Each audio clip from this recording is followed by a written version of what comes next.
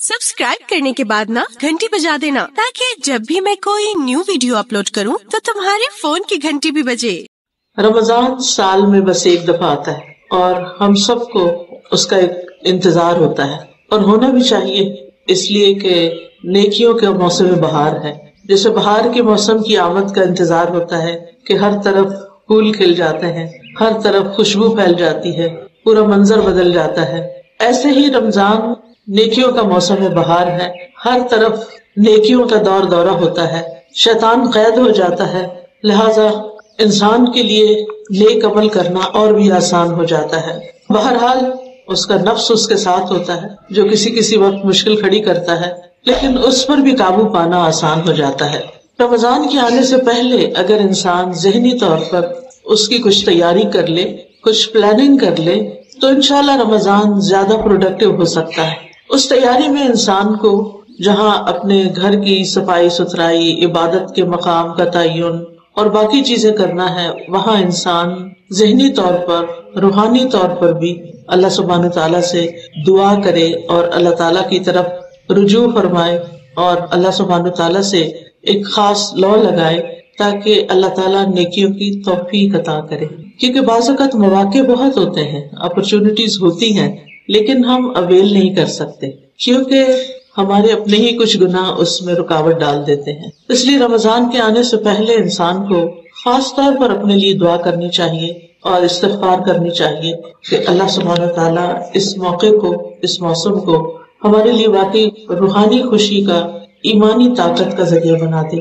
रमजान से मुतल्लिक़ कुरान मजीद में एक ही जगह पर कुछ आयत आती हैं, जिनमें से आयत नंबर 183 सूरत अल-बक़रा में अल्लाह ताला फरमाते हैं, या अय्युहल्लज़ीना आमनू कुतिबा अलैकुमुस्सियामु कमा कुतिबा अलल्लज़ीना मिन क़ब्लिकुम लअल्लकुम तत्तक़ून। ऐ लोगो जो ईमान लाए हो, तुम पर रोजा रखना फर्ज किया गया जिस तरह तुमसे पहले लोगों पर फर्ज किया गया था, ताकि तुम मुत्तकी बन जाओ, ताकि तुम बच जाओ। यहाँ हम देख रहे हैं कि इस आयत में अल्लाह सुब्हानहू तआला हमें पुकार रहे हैं और बड़े ही खूबसूरत नाम से पुकार रहे हैं, ऐ ईमान वालो। इंसान की जिंदगी में सबसे ज्यादा कीमती चीज उसका ईमान है। ईमान है तो अमल कबूल है, ईमान है तो अल्लाह ताला का पसंदीदा बंदा है, ईमान की ताकत है तो ही शैतान का मुकाबला करने की इंसान में कुव्वत होती है, ईमान होता है तो ही इंसान गुनाहों से बच सकता है। जितना जितना ईमान बढ़ता जाता है उतना उतना नेक अमाल करने की तौफीक और सलाहियत भी बढ़ती जाती, और जितना जितना ईमान कमजोर होता जाता है उतना ही इंसान का दिल अल्लाह से दूर होता है और नेकी के कामों से भी दूर हो जाता है। तो बहरहाल यहाँ पर हर वो शख्स जो ईमान लाने का दावा करता है, अल्लाह ताला उसको ईमान के नाम से पुकार के खिताब फरमा रहे हैं, या अय्युहल्लज़ीना आमनू, ऐ लोगो जो ईमान ले आए हो, कुतिबा अलैकुमुस्सियाम, तुम पर रोजे फर्ज कर दिए गए हैं। गोया इस आयत की रूह से रोजा एक फर्ज इबादत है। इबादत की मुख्तलिफ अक़साम हैं, जिनमें कुछ इबादत सिर्फ जिस्मानी तौर पर अदा की जाती हैं, कुछ सिर्फ माल से अदा की जाती हैं, कुछ में माल और जिस्म दोनों ही होते हैं। जहाँ तक माली इबादत का ताल्लुक है तो हम जानते हैं कि उसमें ज़कात, सदकात, उश्र और माल से मुतल्लिक चीजें हैं। कुछ सिर्फ बदनी इबादत हैं जिनमें नमाज है, रोजा है, इसमें आपको कोई माल खर्च नहीं करना पड़ता। कुछ ऐसी है कि जिनमें माल और बदन दोनों ही लगता है, जैसे हज है, जिहाद है। तो यहाँ पर आप देखते हैं कि रोजा जो है वो एक बदनी इबादत है जिसका ताल्लुक जिस्म से है। ऐसा क्यों है कि अल्लाह ताला ने ये वैरायटी रखी है? यानी अल्लाह ताला चाहता तो सिर्फ जिस्मानी इबादत ही हम पर फर्ज कर देता, लेकिन चूंकि उसने बंदों का इम्तिहान लेना है, अल्लाह ताला फरमाते हैं, अल्लज़ी खलक़ल मौत वल हयात लियब्लुवकुम अय्युकुम अहसनु अमला, वो जिसने मौत और जिंदगी को बनाया ताकि तुम्हारा इम्तिहान लेकर देखे कि तुम में अच्छे अमल कौन करता है। लिहाजा हमारा इम्तिहान किस किस तरीके से होता है, कभी तो आजमाइशों की शक्ल में होता है, इंसान के ऊपर कोई तकलीफ आ जाती है, कोई बीमारी होती है, कोई माली परेशानी आ जाती है, कोई औलाद की तरफ से परेशानी आ जाती है, कोई नेचुरल डिजास्टर हो जाता है। यानी आजमाइश की कई किस्में हैं, कोई वबा फैल जाती है। लेकिन कुछ आजमाइशें इंसान के मिजाज के मुताबिक भी होती हैं। कुछ मिजाज ऐसे होते हैं कि उन्हें مال خرچ کرنا کچھ مشکل نہیں لگتا. کھلے دل کے کھلے ہاتھ کے لوگ ہوتے ہیں, ان سے کوئی بھی مانگے نہ مانگے بس وہ دینے ہی والے ہوتے ہیں, دیتے ہی چلے جاتے ہیں. ان کو دے کر اچھا لگتا ہے, ان کو کھلا کے اچھا لگتا ہے, ان کو غریبوں تک پہنچ کے اچھا لگتا ہے. اور ہم دیکھتے ہیں کہ ایسے بہت سارے لوگ ہوتے ہیں کہ جن کو اللہ تعالیٰ اس کی توفیق بھی دیتا ہے, یہ ان کے دل کی خوشی ہوتی. لیکن جتنا وہ اس فیلڈ میں آگے ہوتے ہیں, بعض اوقات دوسری طرف نماز پڑھنا ان کو بڑا ہی بھاری لگتا ہے. کئی لوگوں کے بارے میں آپ نے سنا ہوگا, کہتے ہیں کہ ویسے بہت اچھے ہیں, ہر ایک کا بڑا خیال رکھتے ہیں, ہر ایک کی ضرورت پوری کرتے ہیں, ہر ایک کے کام آتے ہیں, بہت پولائٹ ہیں, کوئی دھوکہ نہیں دیتے, کوئی بے ایمانی نہیں کرتے, ہر اچھی عادت ہے, لیکن بس نماز نہیں پڑھتے. اب یہ ان کا امتحان ہے, ان کے لیے نماز بڑی بھاری ہے. کچھ لوگ اس کے برعکس آپ دیکھیں, نمازیں پڑھیں گے, تہجد پڑھیں گے, مشکل کام کریں گے, لوگوں کی خدمت کے کام کریں گے, لیکن جہاں مال خرچ کرنے کی بات آئے تو ان سے گھر کی بنیادی ضروریات کے لیے بھی پیسہ نکلوانا مشکل ہو. ایسے بھی لوگ ہوتے ہیں. تو اس میں آپ دیکھیے کہ اب ایک ہی آزمائش مال سے ہو رہی ہے کہ اس کا دل تنگ ہے, اس سے مال خرچ نہیں ہو رہا. دوسرے کی آزمائش جو ہے وہ جسمانی قوت سے ہو رہی ہے. اور کچھ لوگ اس کے برعکس یہ دونوں کام ہی نہیں کرتے, کچھ کی آزمائش دونوں کے ساتھ ہی. تو اللہ سبحانہ و تعالیٰ ہم سے کیا چاہتا ہے کہ جب اللہ تعالیٰ کا حکم آ جائے, اللہ تعالیٰ کا بلاوا آ جائے, اور وہ تمہارے ایمان کو سامنے رکھ کر تم سے مطالبہ کرے اپنی عبادت کا, تو پھر تم کیا کرو, فوراً اللہ کی پکار پر لبیک کہو. اللہ تعالیٰ فرماتے ہیں, یا ایھا الذین آمنوا استجیبوا للہ وللرسول اذا دعاکم لما یحییکم. اے لوگوں جو ایمان لائے ہو, اللہ اور اس کے رسول کی پکار پر لبیک کہو جب وہ تمہیں اس چیز کی طرف بلاتے ہیں جس میں تمہارے لیے زندگی ہے, جو تمہیں زندگی بخشتی ہے. لہٰذا بہت ضروری ہے کہ ہم اللہ تعالیٰ کی پکار پر لبیک کہتے ہوئے اس رمضان کو بھی خوبصورتی کے ساتھ ویلکم کریں اور خوشی کے ساتھ تمام عبادات کے لیے تیار رہیں. رمضان میں اگرچہ فرض تو روزہ ہی ہے, لیکن روزے کے ساتھ ساتھ رات کی عبادت نفلی عبادت ہے, وہ فرض کے درجے میں نہیں ہے, لیکن وہ بھی نہایت پسندیدہ ہے. اسی لیے حدیث میں آتا ہے, من صام رمضان ایمانا واحتسابا غفر له ما تقدم من ذنبه ومن قام رمضان ایمانا واحتسابا غفر له ما تقدم من ذنبه. جو رمضان کے روزے ایمان کے ساتھ اور ثواب کی نیت سے رکھتا ہے اس کے پچھلے گناہ معاف کر دیے جاتے ہیں, اور جو رمضان کی راتوں میں ایمان اور ثواب کی نیت سے قیام کرتا ہے اس کے بھی پچھلے گناہ معاف کر دیے جاتے ہیں. لہذا بہت ضروری ہے کہ ہم جہاں یہ ان عبادات کا اہتمام کریں, ایک دن کی عبادت ہے, ایک رات کی عبادت ہے, اور دونوں ہی بدنی عبادات ہیں, یعنی نماز کا تعلق بھی جسم سے ہے اور روزے کا تعلق بھی جسم کے ساتھ ہے. تو ان دونوں میں ہم اللہ سبحانہ و تعالیٰ کی پکار پر لبیک کہتے ہوئے اپنے آپ کو پیش کریں. پھر یہ کہ رمضان میں ہم سب یہ چاہتے ہیں کہ ہم ایسے کام کریں جن سے ہمارا رب ہم سے راضی ہو جائے. ویسے بھی بندہ مومن کی یہ طلب ہوتی ہے, تڑپ ہوتی ہے کہ وہ ایسے کام کر جائے کہ جس سے اس کا رب خوش ہو جائے. یہ ہر شخص کے دل کے اندر کہیں نہ کہیں چیز چھپی بھی ہوتی, کچھ لوگوں کے اندر زیادہ ہوتی, کچھ کے اندر کم, لیکن آخر ہم سب رب ہی کے بندے ہیں اور رب کی نعمتوں کو بھی دیکھتے ہیں اور ان کا شکر بھی ادا کرتے ہیں اور رب کو خوش بھی کرنا چاہتے ہیں. اور اسی لیے یہ دعا بھی سکھائی گئی ہے, ربی اوزعنی ان اشکر نعمتک التی انعمت علی وعلی والدی وان اعمل صالحا ترضاہ, کہ میں ایسا نیک عمل کروں کہ یا رب تو مجھ سے راضی ہو جائے. تو روزہ جو ہے ان اعمال میں سے ایک ہے کہ جن سے رب راضی ہوتا ہے. اللہ تعالیٰ فرماتے ہیں الصوم لی, روزہ میرے لیے ہے. اللہ کے ساری عبادات اللہ کے لیے, اور ہمیں کہنا بھی یہ چاہیے ان صلاتی و نسکی و محیای و مماتی للہ رب العالمین. تو ہم اپنی طرف سے کہتے ہیں کہ میری نماز, میرا جینا, میرا مرنا اللہ رب العالمین کے لیے ہے. لیکن روزے کے بارے میں خود اللہ تعالیٰ فرماتے ہیں کہ الصوم لی, روزہ خاص میرے لیے ہے, وہ انا اجزی بھی, اور میں اس کی جزا دوں گا. باقی اعمال کا بدلہ بتایا بھی گیا, ثواب بتایا گیا کہ کس عمل پر کتنا ثواب ملے گا, لیکن روزے کا اللہ تعالیٰ نے بتایا نہیں کہ کتنا اجر دوں گا, بے حساب ہوگا. کیونکہ روزے میں انسان کا صبر آزمایا جاتا ہے. روزے کا تعلق صبر سے ہے. روزہ انسان کے اندر برداشت کی قوت پیدا کرتا ہے, جو کہ کاموں میں سے مشکل ترین کام ہے.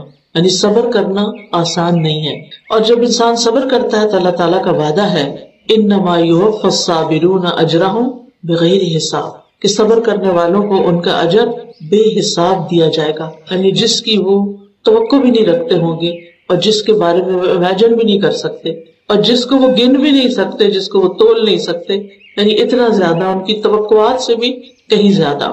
تو روزہ جو ہے ایسی بہترین عبادت ہے، اس کے لیے عربی میں لفظ الصیام استعمال ہوتا ہے، اور شریعت میں طلوع فجر سے غروب شمس تک روزہ توڑنے والی چیزوں کو چھوڑ کر اللہ کی اطاعت بجا لانے کا نام روزہ ہے۔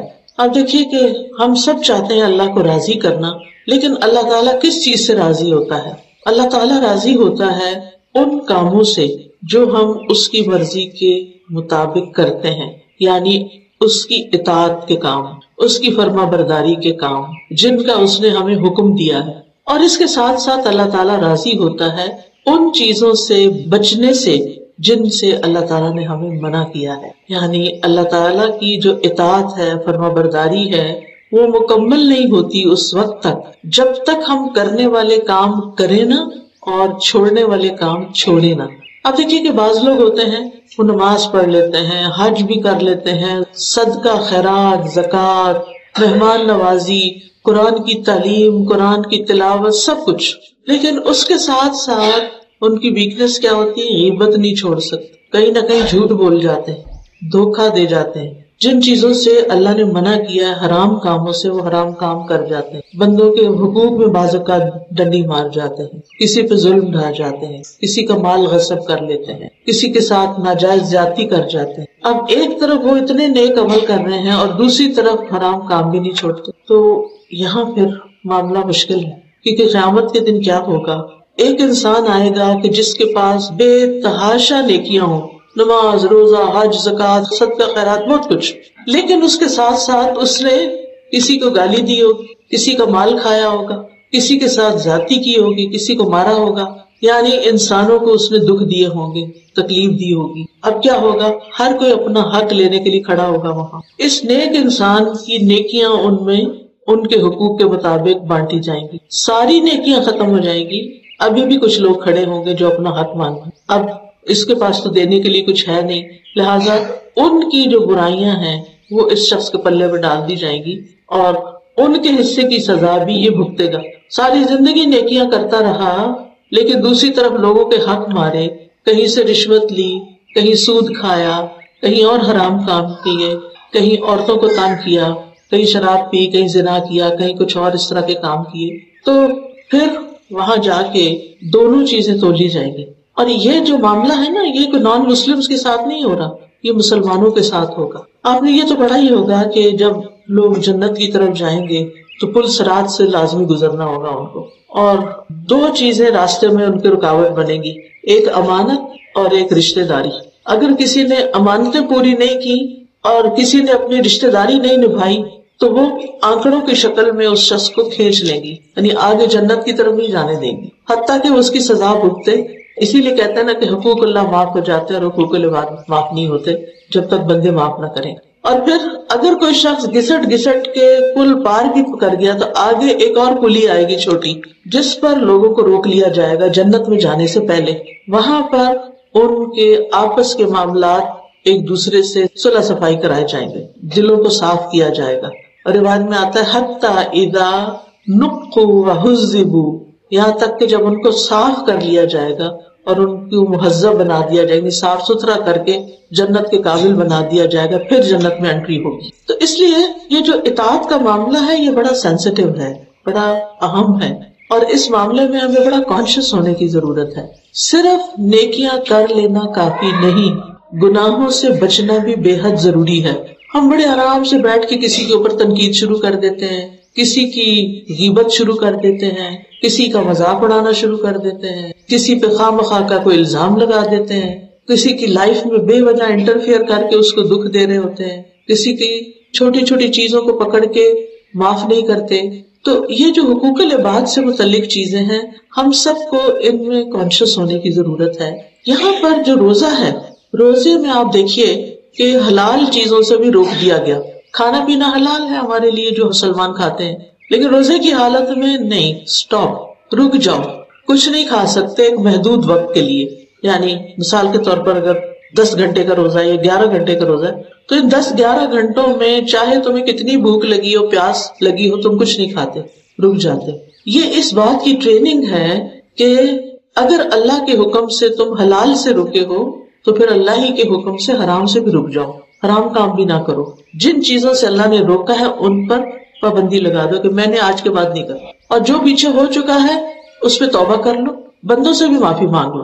یعنی اس دنیا میں ہمیں انا کا مسئلہ نہیں بنانا چاہیے. اگر ہمارا ضمیر ہمیں کہتا ہے کہ ہم نے کسی کے ساتھ زیادتی کی ہے تو سوری کرنے میں دیر نہیں لگانی چاہیے، کوئی بات نہیں. زیادہ وہ کیا کہے گا کہ اچھا اب آ گیا ہے سوری کرنے، ڈانٹ ہی دے گا یا منع کر دے گا کہ میں نے نہیں معاف کرنا. کئی لوگ نہیں کرتے، لیکن دونوں طرف کے لیے بڑا ضروری ہے، معاف کرنے والے کو معافی دینی چاہیے. اللہ تعالیٰ فرماتے ہیں قرآن مجید میں الا تحبون ان یغفر اللہ لکم، کیا تم نہیں پسند کرتے کہ اللہ تمہیں معاف کر دے؟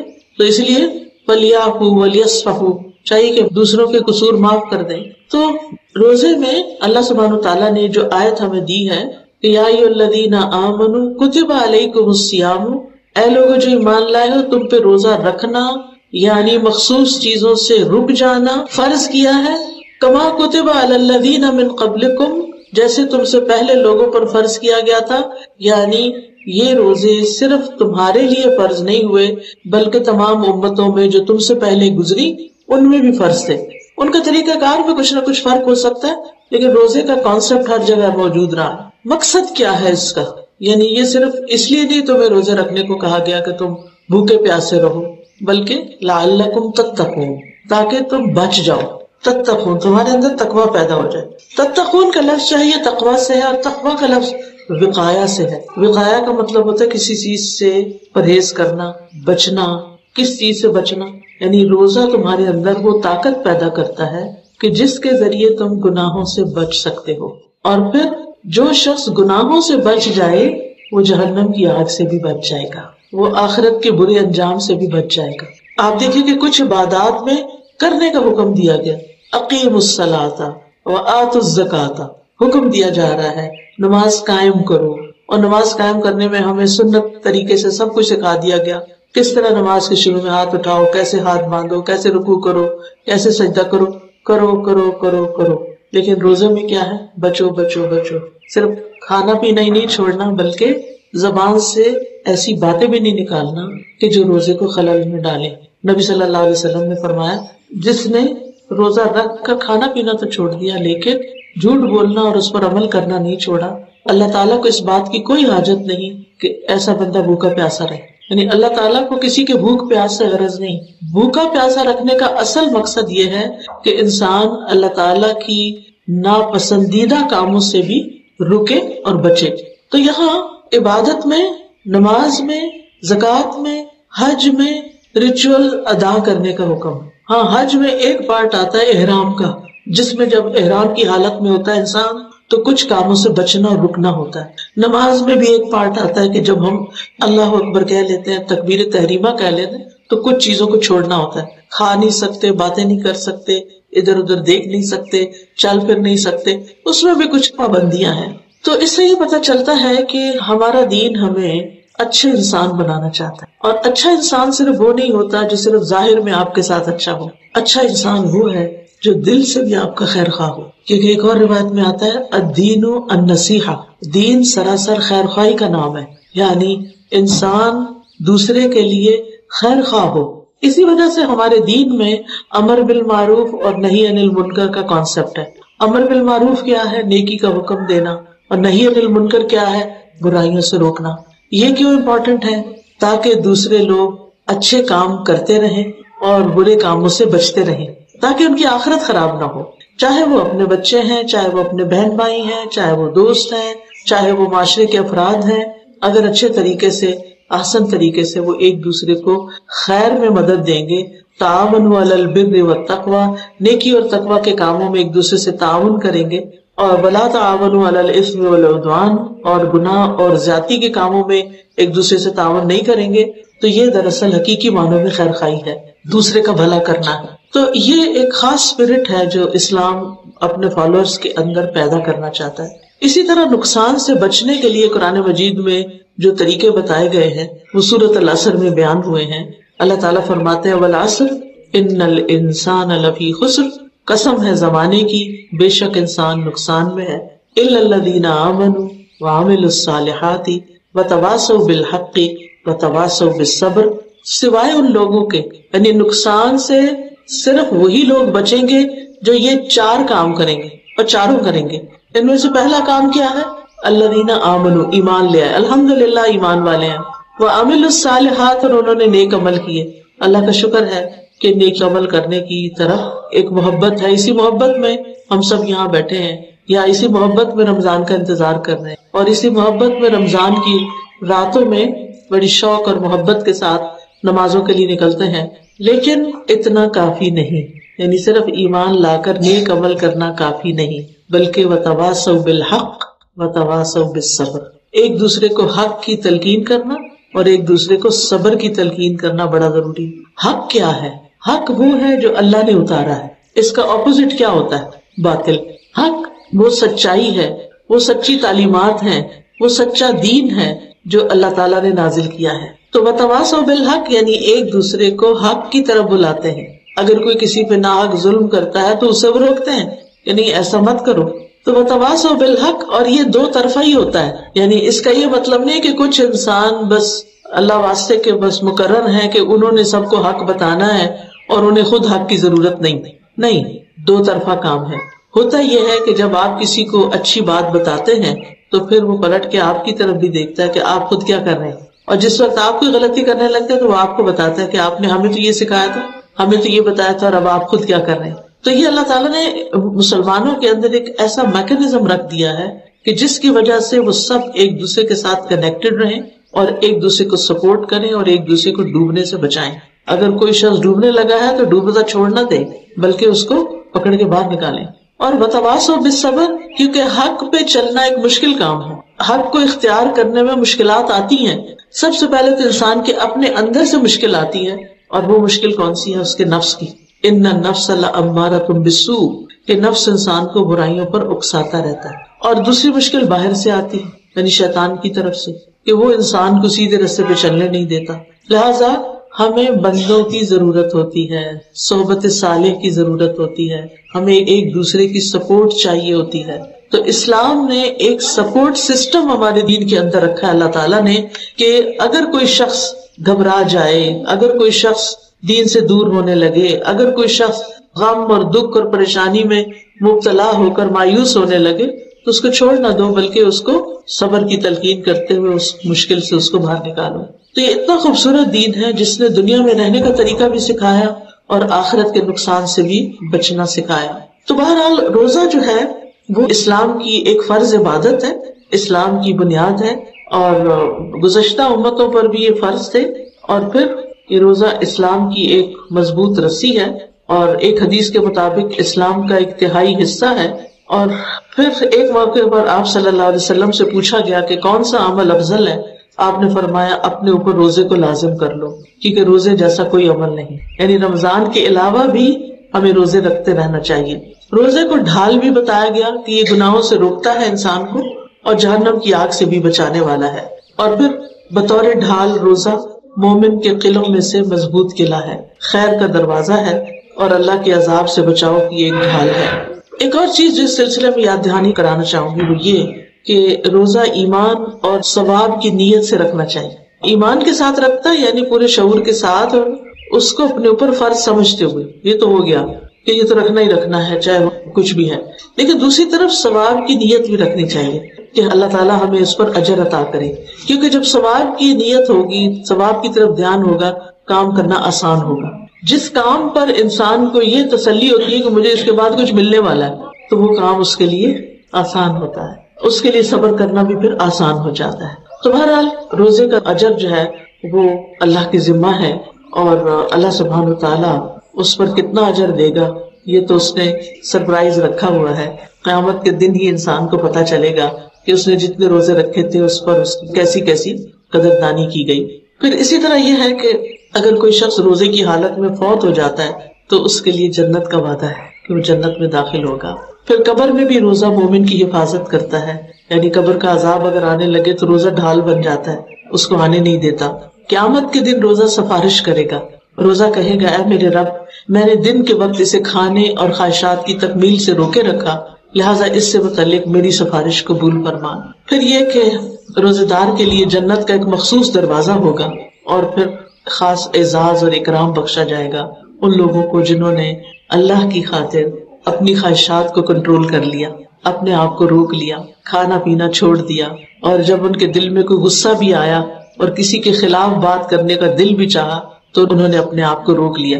اور اس میں آپ دیکھیے کہ روزے کی حالت میں صرف حرام چیزیں ہی نہیں چھوڑنی ہوتی، بلکہ لغو، بیہودہ، فضول چیزیں جو ہیں ان کو بھی چھوڑنا ہوتا ہے. اول تو یہ کہ جو لوگ دن کو بھی قرآن پڑھتے ہیں اور کچھ آرام کیا جاتا ہے تو ٹائم تھوڑا لمیٹڈ ہی ہوتا ہے انسان کے پاس، زیادہ سوشلائزنگ کا وقت نہیں ہوتا دن کے وقت. کافی پارٹیز اور باقی جو بھی لوگوں کو میل ملاقات کے پوائنٹس ہوتے ہیں وہ سب بند ہو جاتے ہیں، انسان کا رخ اللہ سبحانہ وتعالیٰ کی طرف ہو جاتا ہے. لیکن پھر بھی یہ ہے کہ کہیں نہ کہیں انسان کے پاس ایسی چیز آ جاتی ہے کہ جہاں وہ بے مقصد اور فضول چیز کوئی کرے. تو ہمیں روزے کی حالت میں بے مقصد کام کرنے سے بھی روکا گیا. وہ مومن جن کو اللہ سبحانہ وتعالیٰ نے بخشش کا وعدہ کیا، کامیابی کا وعدہ کیا، ان کی صفات قرآن مجید میں آتی ہیں سورۃ المومنون میں، قد افلح المؤمنون الذین هم فی صلاتهم خاشعون والذین هم عن اللغو معرضون. یقیناً فلاح پا گئے وہ مومن جو اپنی نمازوں میں خشوع اختیار کرتے ہیں، اور وہ مومن جو لغو سے پرہیز کرتے ہیں، لغو سے اعراض برتتے. لغو کیا؟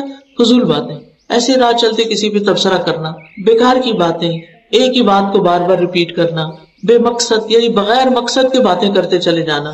تو روزے کی حالت میں صرف پیٹ کا روزہ نہیں ہونا چاہیے، زبان کا بھی روزہ ہونا چاہیے، نگاہ کا بھی روزہ ہونا چاہیے، کانوں کا بھی روزہ ہونا چاہیے. یعنی صرف آپ خود نہیں رکیں کسی کی برائی کرنے سے، بلکہ اگر کوئی کر رہا ہے تو اس کو بھی چپ کرائیں کہ بھئی میں روزے سے. اسی لیے کہا گیا کہ کسی سے لڑائی نہ کرو، اگر کوئی خود لڑنے آ جائے تو کیا کہو، انی امرؤ صائم، کہ میں تو بھئی ایک روزہ دار انسان ہوں، میں تم سے لڑائی نہیں کر سکتا. اور پھر یہ کہ ہم نے روزے سے حاصل کیا کرنا ہے، روزے سے ہم نے تقویٰ حاصل کرنا ہے. یہ وجہ بتائی گئی لعلکم تتقون. ہمارے دین میں تقویٰ ہر چیز کی بنیاد ہے، اور تقویٰ جو ہے ہمارے کاموں کو خوبصورت بنانے والا ہے. نبی صلی اللہ علیہ وسلم سے پوچھا گیا لوگوں میں سب سے زیادہ معزز کون ہے؟ آپ نے فرمایا لوگوں میں سب سے زیادہ معزز وہ ہے جو ان میں سب سے زیادہ تقویٰ والا ہو. اور یہ تقویٰ پیدا کیسے ہوتا ہے؟ جب روزہ دار کھانا پینا، جماع اور ایسی چیزوں کو چھوڑ دیتا ہے جنہیں اللہ نے روزے کی حالت میں کرنا حرام کیا ہے، اور وہ ثواب کی وجہ سے اور اللہ کا قرب چاہنے کے لیے چھوڑتا ہے، تو یہ چھوڑنا جو ہے یہی دراصل تقویٰ ہے. تو اس سے پھر یہ کانسیپٹ آگے بڑھتا ہے کہ جس بھی چیز کو انسان اللہ کے حکم سے چھوڑ دیتا ہے، چاہے وہ دل کو کتنی پسند کیوں نہ ہو، تو اس سے انسان کو تقویٰ حاصل ہوتا ہے، جس میں انسان کو ہر وقت اللہ تعالیٰ کی نگرانی کا احساس ہوتا ہے کہ میں اکیلا بھی ہوں تو میں غلط کام نہیں کروں گا، اپنی تنہائی میں بھی کوئی حرام کام نہیں کروں گا، کیونکہ میرا رب مجھے دیکھتا ہے. پھر آپ دیکھیے کہ روزہ جو ہے اللہ تعالیٰ کی نعمتوں کے شکر کا ذریعہ بھی ہے. عام دنوں میں ہم کھاتے پیتے ہیں اور شکر کم ہی ادا کرتے ہیں، لیکن جب ایک خاص وقفہ آ جاتا ہے اور اس کے بعد ہم کھاتے ہیں تو ٹھنڈا پانی جب ہم پیتے ہیں تو بے اختیار منہ سے الحمدللہ نکلتا ہے. تو اس طرح نعمتوں کا ایک احساس ہوتا ہے، انسان کے اندر ایک سیلف کنٹرول آتا ہے، انسان کی شہوت کم ہوتی ہے، شیطان کی طاقت کمزور ہو جاتی ہے کیونکہ وہ اٹیک نہیں کر سکتا، جسمانی صحت بھی اچھی ہو جاتی ہے. روزے سے دوسرے انسانوں کے حقوق ادا کرنے اور ان کی ضروریات پوری کرنے کا احساس بھی ہوتا ہے. اسی طرح شیطان کی گندگی اور کینے کو دور کرنے کا ذریعہ ہے روزہ.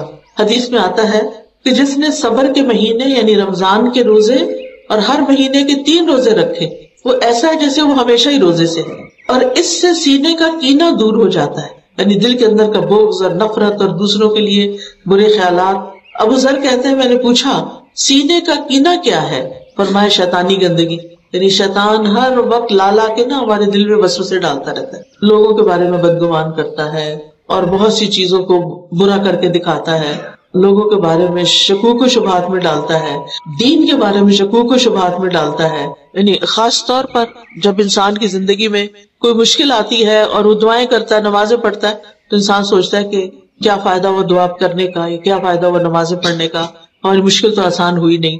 تو بات یہ ہے کہ یہ تو ویسے ہی اللہ کا حق ہے کہ ہم اس کی عبادت کریں، دعا تو عبادت کی نچوڑ ہے، اور نماز بھی اللہ تعالیٰ کی عبادت ہے. یہ اس لیے تھوڑی پڑھی جاتی ہے کہ اس کے بعد ضرور ہماری مرضی مانی جائے. یہ تو ویسے ہی اللہ کا حق ہے. اللہ نے پہلے جو نعمتیں دے رکھی ہیں ان کی شکر گزاری ہے. تو جو لوگ چاہتے ہیں کہ شیطان کے شر سے محفوظ رہیں اور اس کے وسوسوں سے محفوظ رہیں، ان کے لیے روزہ بہت ہی بہترین عبادت ہے. اس کے لیے ایک اور دعا بھی میں آپ سب کو بتانا چاہوں گی کہ جب بھی آپ کا دل بوجھل ہو اور آپ کے دل میں پلٹ پلٹ کے کوئی خاص خیال آ رہا ہو اور وہ آپ کو تنگ کر رہا ہو، کیونکہ عام طور پہ ہمیں کسی سے اگر کوئی شکایت ہوتی ہے یا کسی کے بارے میں ڈر ہوتا ہے کہ یہ ہمیں نقصان دے گا، تو ایسے خوف آ جاتا ہے دل میں اور انسان بار بار اسی کے بارے میں سوچنا شروع کر دیتا ہے. تو اس میں ضروری ہے کہ انسان ایسی حالت میں اللہ سبحانہ و تعالیٰ کی طرف رجوع کرے اور شیطان کی شر سے پناہ طلب کرے. تو یہ دعا جو ہے اعوذ باللہ السمیع العلیم من الشیطان الرجیم من ہمزہ ونفخہ ونفثہ، یہ 3 دفعہ پڑھ کے اپنے دل کے اوپر تھپ تھپ تھپ ایسے کر کے تھتکارے. تو انشاءاللہ سینے کے اندر جتنی بھی جکڑن ہے، پکڑن ہے، وسوسے ہیں، خیالات ہیں، انگزائٹی ہے، سٹریس ہے، وہ نکلنا شروع ہو جاتا ہے. کیونکہ شیطان اس دعا سے بھاگتا ہے، ڈرتا ہے، یعنی وہ اس کے اوپر کوڑوں کی طرح برستی ہے. خاص طور پر جب آپ اس کو تھوکتے ہیں. آپ کے پاس ایاک نستعین کتاب ہوگی، اس میں ایک چیپٹر ہے وسوسوں سے بچنے کی دعائیں، اس میں یہ دعا لکھی ہوئی ہے. نماز کے اندر بھی آپ پڑھ سکتے ہیں اور نماز کے علاوہ بھی دن کا کوئی ایک وقت مقرر کر لیں. زیادہ تکلیف ہے تو دن میں 2-3 دفعہ کر لیں. تو اس لیے بہت ضروری ہے کہ یہ جو رمضان کا مہینہ آ رہا ہے اس سے ہم نے میکسیمم فائدہ اٹھانا ہے اور عبادت یعنی روزہ تو رکھ کے عبادت کرنی ہے. روزے کے اندر سے تمام ایسی چیزیں جو روزے میں خلل ڈالنے والی ہیں ان کو نکالنا ہے. لڑائی جھگڑا، فتنہ فساد، غیبت، جھوٹ، چگلی وغیرہ، زبان کے گناہ، لوگوں کے ساتھ زیادتی، بدگمانی، یہ چیزیں بھی اپنی زندگی سے نکالنی. اور اس کے ساتھ ساتھ یہ کہ نیکیاں، اس سے ہمارے نفس کا تزکیہ بھی ہوتا ہے. اور تزکیہ 2 چیزوں سے مل کے بنتا ہے، ایک تخلیہ اور ایک تحلیہ. تخلیہ ہوتا ہے خالی کرنا، یعنی اپنے دل کو علائشوں سے صاف کرنا، اپنی زندگی کو گناہوں سے نکالنا.